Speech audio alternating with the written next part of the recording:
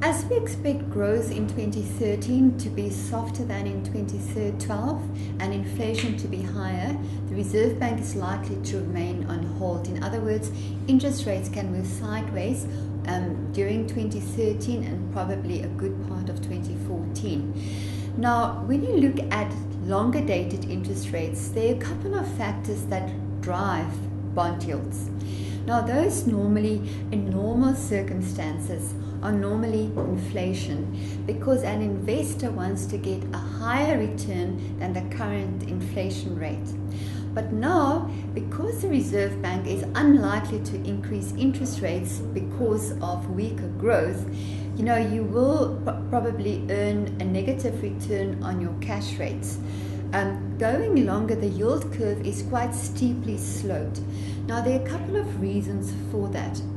First of all, when you look at the other drivers of growth, in addition to inflation, inflation is the most important factor, but there are other factors that can amplify a level. And that's basically government bond supply. The government has predicted a budget deficit for this year of about 4.8% and for next year 4.5%. But in absolute terms, it means that they will be issuing about 150 billion rand worth of bonds, give or take a few. So that means bond supply will be ample over the next 3 years or so.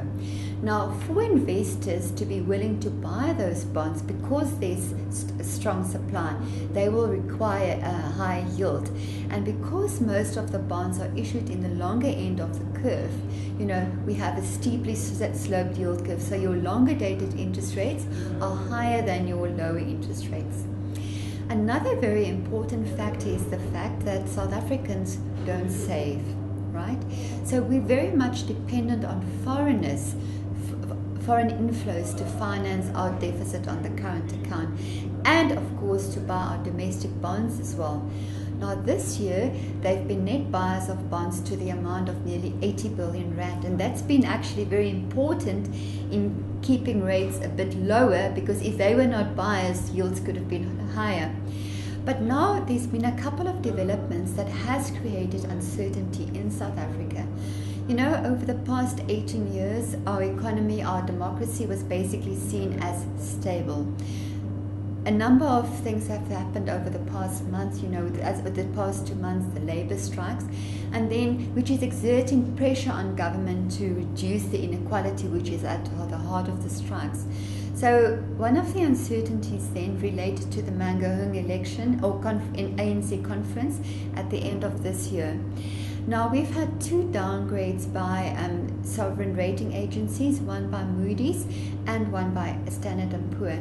And both of them has attached a negative outlook to the outlook for South Africa.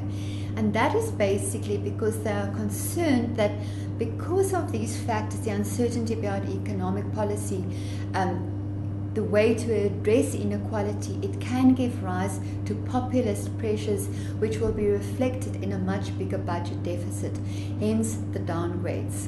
So these were warning calls, I think, for the government to stick to sound economic policies. What would happen if we get further downgrades is basically that foreign inflows into our bond yields will dry up. We will see the rand weakening and bond yields to rise further, and that also will push up government's debt servicing costs because of higher bond yields.